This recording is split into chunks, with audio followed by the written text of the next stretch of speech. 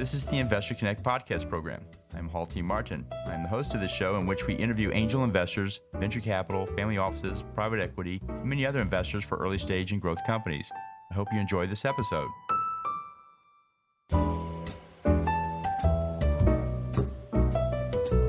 Hello, this is Hall Martin with Investor Connect. Today we're here with Jim Thomas, partner at Kirenaga Partners. Kirenaga Partners is an early-stage venture capital firm focused on building great businesses from cutting-edge technologies. They invest in early-stage venture companies that have developed products and are on the verge of initial commercialization at the stage they call post-technical validation and pre-commercialization. Jim, thank you for joining us. It's great to be with you. Great. So what was your background before investing in early-stage companies? That's a good question. I grew up just having politicians as my heroes, and I thought, I can fix all societal ills if I get into government and get the right degrees and the right positions and work for the right folks.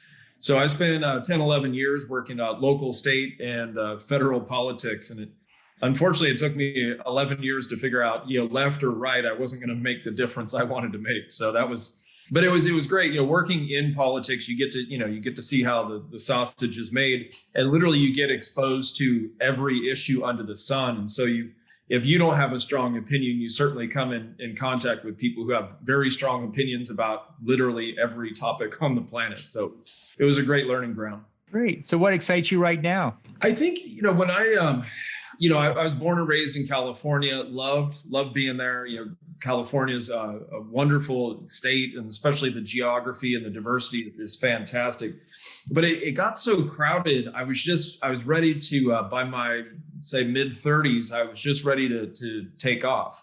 And everybody at the time, which is kind of funny where you're at today, everybody said, you have to go to Texas and you have to go to Austin.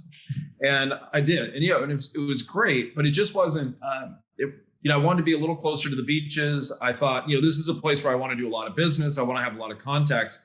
And I kept going. And I never thought that I would end up in Florida, before retirement. Like who goes to Florida before they're ready to retire? And just getting to know the state kind of from top to bottom reminded me a lot of California. And then living in Central Florida and being connected, where I sit right now in downtown Orlando is less than an hour away from Kennedy Space Center. And so it's really, I'm excited about being a part of these verticals, and then being in a state that's, very open for business and very, business friendly. And we say here, a $2 million check in an early stage company actually gets you a couple of years down the road, where in my own state of California, in places like San Francisco, I'd say that'd be about 6 weeks of an electric bill. Well, great. Well, so you deal a lot with investors and with startups. What's your advice for people investing in startups? Well, I think what frustrated me, I got to do a lot of great things in Florida. I was just welcomed with open arms. I got to be the president of the Orlando Regional Chamber of Commerce. So I was exposed, here we call it the I-4 corridor. It really is up at, if you look at UF and Gainesville out to Daytona and Embry-Riddle and right on down through the corridor, through Orlando, Space Coast over to Tampa. I was exposed to so much IP and so many great founders and great ideas. What I would do is put them, I'm like, I know enough high net worth families, I'll get these great folks in front of the right families and everything will come together. And way too often they were ideas. They weren't really businesses yet. And these families would ask the proverbial question of, what's your revenue look like? And the answer was always zero or less than zero. But these guys were, brilliant. They had IP on the table, and but it wasn't a love connection. And so that's what I would say to early stage investing by one-off investors is a very difficult thing unless that's your area of expertise. And so that's where I think you need to look for experts. You need to look for a fund. You need to look for, verticals that you're aligned with, or geographies that you're aligned with. And ideally it's all the above. Well, great. And so on the other side of that table, what's your advice for people running startups? What do you tell them to do before they go out to raise funding? I think it's to be open. A lot of the, and maybe it happens around the country, but I know a lot of the experience here, there was there was a lot of pride in the whole idea of bootstrapping. Oh, I've been bootstrapping this for 5 years. I've been bootstrapping this for 10 years. And oh, I can't tell you how many pitch competitions I've been to. And we all wear that around like a badge of honor. But at the end of the day, you're like, if your idea was that good, like, shouldn't it be in the market? Shouldn't it be solving problems? Shouldn't you be out there? And it's not just about making money, but it's like, do you want to be a starving, startup founder for your whole life? Or, oh, I'm in startup tech. And you're like, okay, but it's at some point, I want you to be successful. I want you to be so successful that you start, selling these, merging and, being acquired and now having the capital to put back into startup companies and sharing your experience. Don't just stay in the malaise of startup. So that's a lot of the advice we give these days is start those conversations, find out, how much capital do you need to really scale? Do you want to have a scaling business, or are you looking for a lifestyle business? And be very deliberate about one or the other, and either's both. You can make a lot of money in lifestyle businesses. But then start to connect, really talk with people in the capital communities and ask, who funds my type of business? Who should I be talking to? And it's always great, start the relationship. I get email. I got one 2 hours ago. Hey, you don't know me, but here's my pitch deck. Would love to have you invest. And he was like, you're right. I have no idea who you are. But if, 3 months ago or 6 months ago, they'd reached out just like, hey, we're working on something really cool. Would love to introduce ourselves. Would love to develop a relationship with you. Because these days you don't have to, I don't care what state you're in. We have a Florida thesis, but we talk to people all over the place, but really just be a human and get to, build relationships, get to know folks, have a big idea around scaling, know what that looks like. And then if it's good money with good terms, take that early. Our favorite thing is to get, these aren't companies yet. These are brilliant founders with great ideas. And what you said in the intro is we don't want to take risk on the technical side. We want it to be third party validated that what you have is real and it's ready to go, or close enough ready to go. And we'll take risk on the commercialization side all day long, because in partnership with you and with the right funding and access to the right client base, we have the faith in ourselves and with you that we can commercialize you if what you have is real. Great. Well, you're in the venture capital investing game. How do you see the industry evolving? Where do you see it going? What I didn't like about, because I was more exposed to California than I was to the New York piece, but I don't think it's that different. But what I saw too much in California was, they wanted to put a lot of money into, huge valuations. Everybody was chasing unicorns. That was just kind of the name of the game. And a lot of that was, we don't have a finance, and people have made a lot of money at this. And so there's nothing necessarily wrong with it, but I didn't like that side of, well, let's just figure it out. Let's get enough users and we'll figure it out. And we'll just keep throwing money at it until it works or it doesn't work. What we're finding in Florida is it's much more, there's nothing wrong with software plays at all, but we find a lot of hard tech. We find a lot of amazing IP. We find these brilliant founders. And what we say is, what I love about the venture space here is like I mentioned, we could put 1, 2, 3 million into an early startup company with good valuations, great terms for the founder. And now if we could take that from, basically the company's worth next to nothing, and now we can bring it into the market. We call it that inflection point. There's no, there's who knows how far it goes. And what if we turn it from zero into a 50 or $100 million company? We don't have to chase unicorns to create massive wealth for our investors, for the founders, this idea of ongoing generational wealth.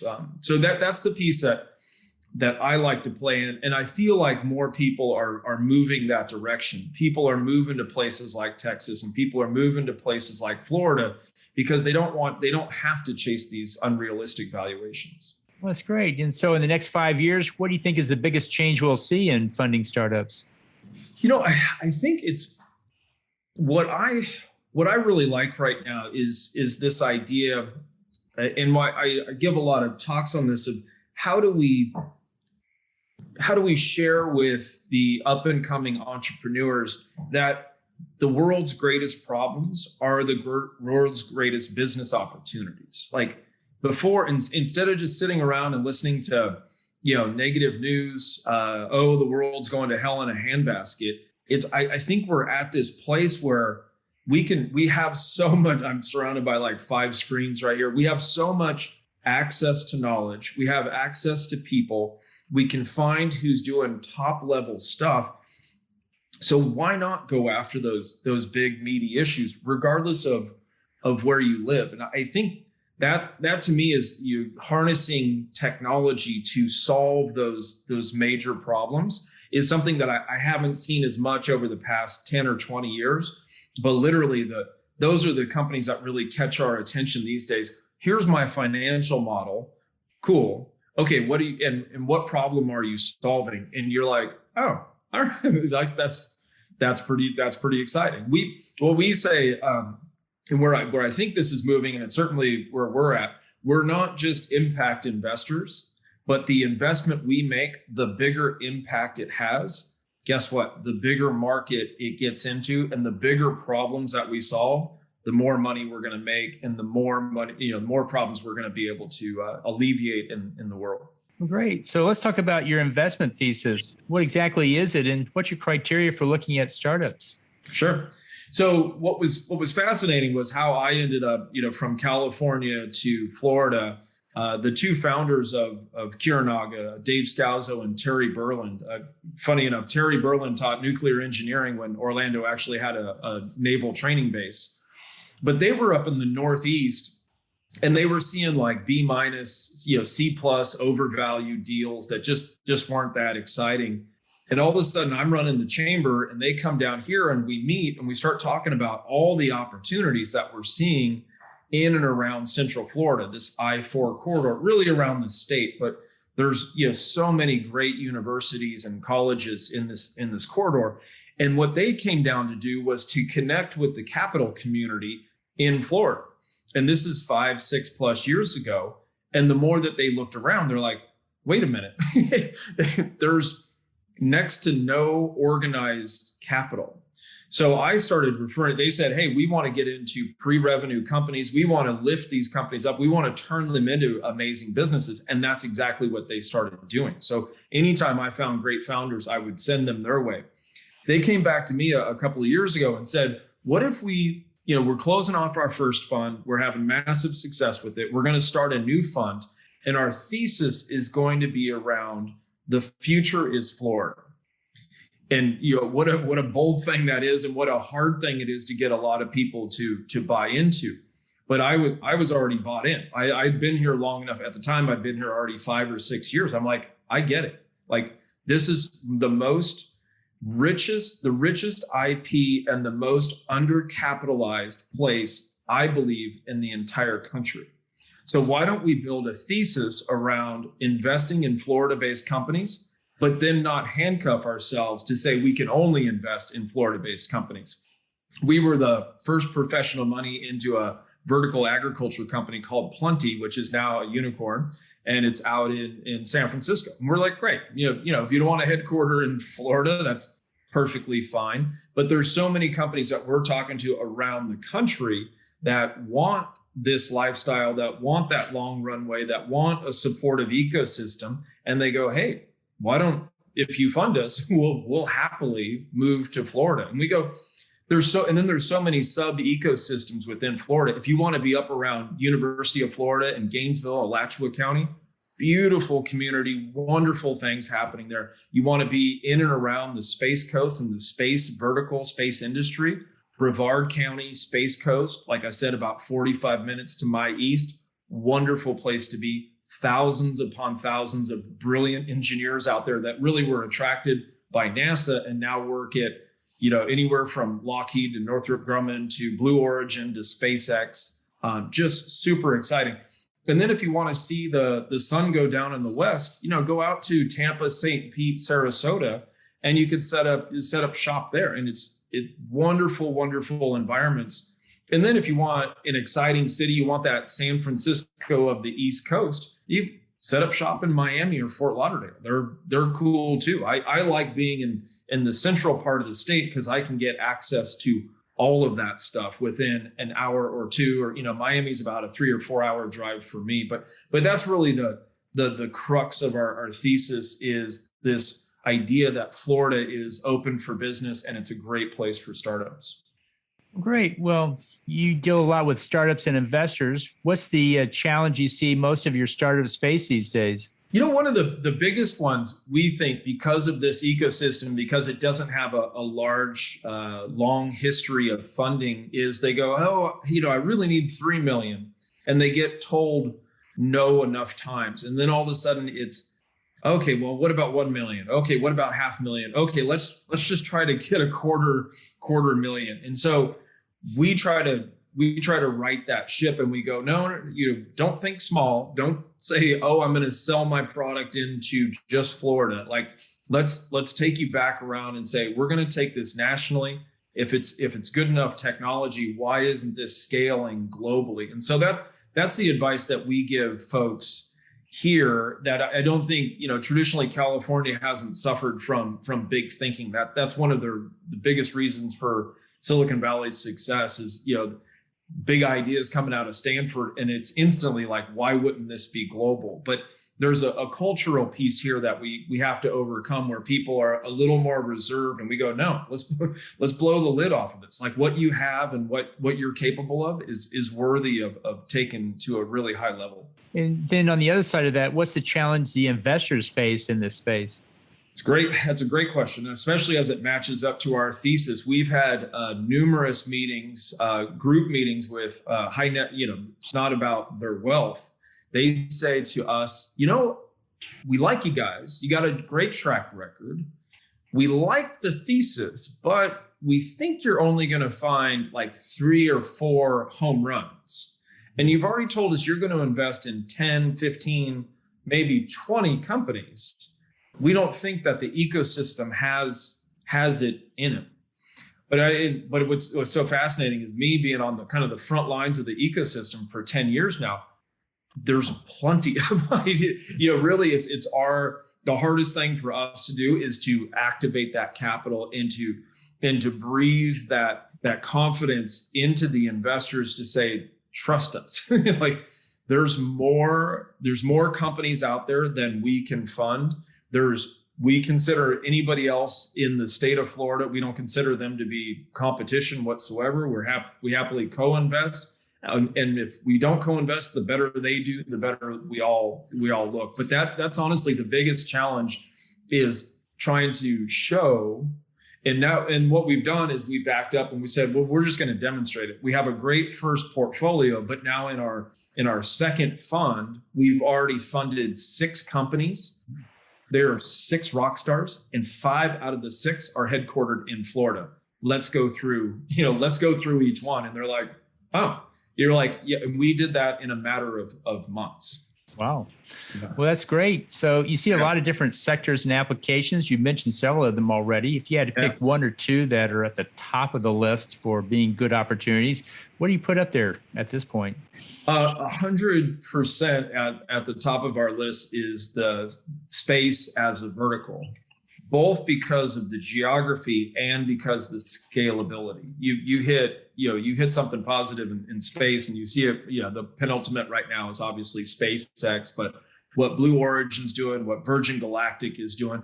But then when you think about space, it's clean water, it's abundant food, it's sanitation, right? It's clean air, it's everything that we have here, but then it's multiplied tenfold, because now you have to deal with it in space and the parameters of space. One of the companies that we're absolutely most excited about, and one of our most recent investments, is a company called Space Perspective, and it's headquartered again 52 minutes from me at Kennedy Space Center. They're taking traditional weather balloon technology, making it jumbo size, making it the size of a football field.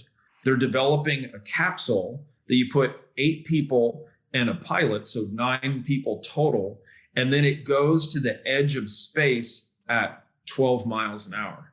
No rocket fuel. And it allows grandparents to take grandkids literally to the edge of space. And what's beautiful about it, and why they call it space perspective, is because you get that overview effect that astronauts talk about from being in space. You get to see the planet from a holistic nature, and we're not looking at countries and borders and this and that. You start to see the planet for its ecosystem, but then you start to see we're this little pale blue dot in the middle of in the middle of nowhere, and how fragile that whole thing is. And so what a beautiful gift for grandparents to give to grandkids, a lesson that potentially could last with them their whole life. So that's space, because of the broadness of what it is, and the fact that we're literally on the doorsteps of space tourism on multiple different levels.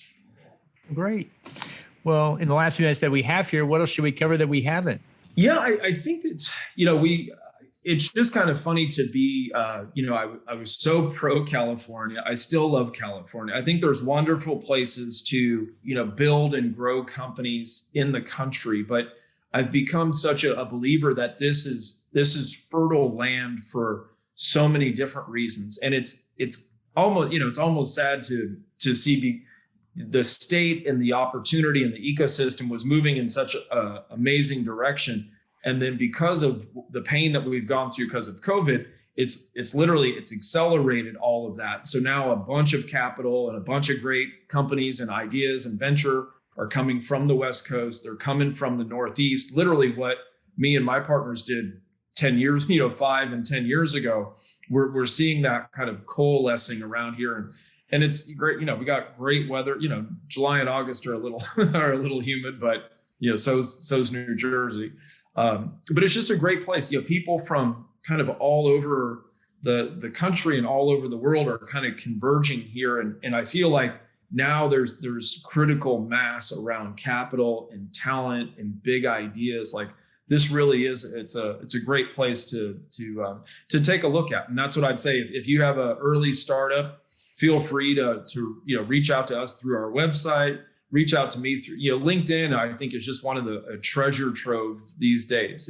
It shouldn't be lumped in with traditional social media. Every CEO, every person that I want to talk to, literally I can find through LinkedIn. So feel free to, reach out to us, develop that relationship.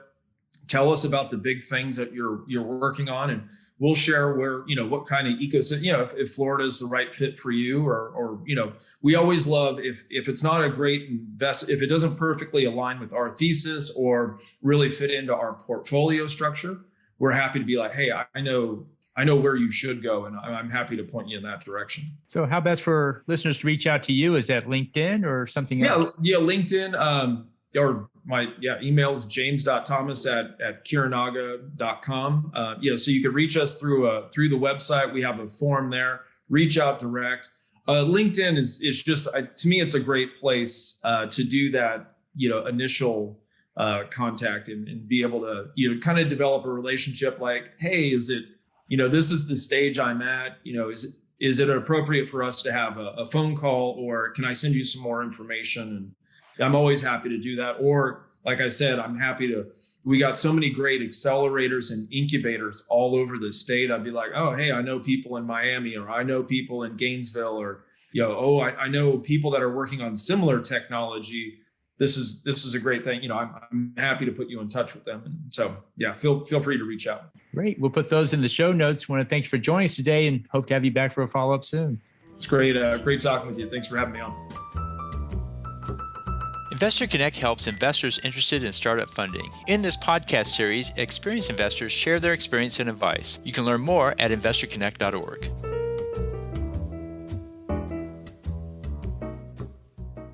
Paul T. Martin is the director of Investor Connect, which is a 501c3 nonprofit dedicated to the education of investors for early-stage funding. All opinions expressed by Hall and podcast guests are solely their own opinions and do not reflect the opinion of Investor Connect. This podcast is for informational purposes only and should not be relied upon as a basis for investment decisions.